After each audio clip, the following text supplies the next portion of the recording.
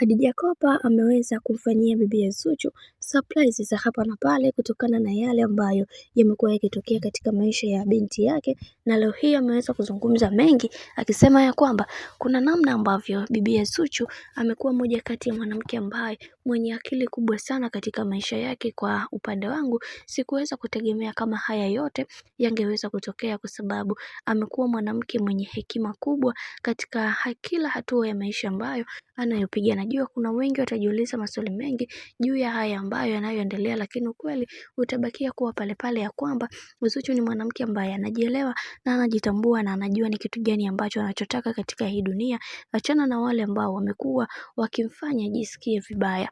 Hivyo mama huyu ameamua kuweza kuandaa tafrija fupi ambayo iliyomfanya bibi Zuchu aweze kudondoshwa na machozi mengi na kusema ya kwamba kikweli sikuweza kutegemea kama mama yangu kipenzi angeweza kunifanyia kitu kama hichi.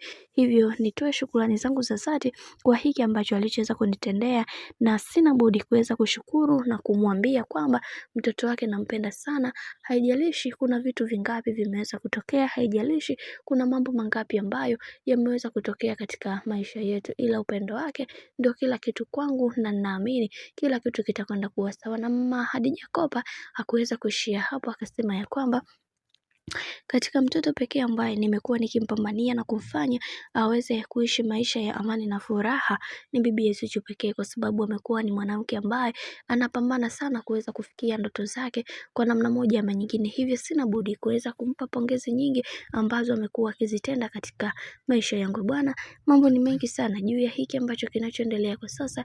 Mimi naomba nikukumbushe kitu kimoja, kama ndo mara ya kwanza basi usisahau kusubscribe, kulike, kushare pamoja na kucomment. Mimi sina la ziada, wacha nikutakia siku njema na kazi njema.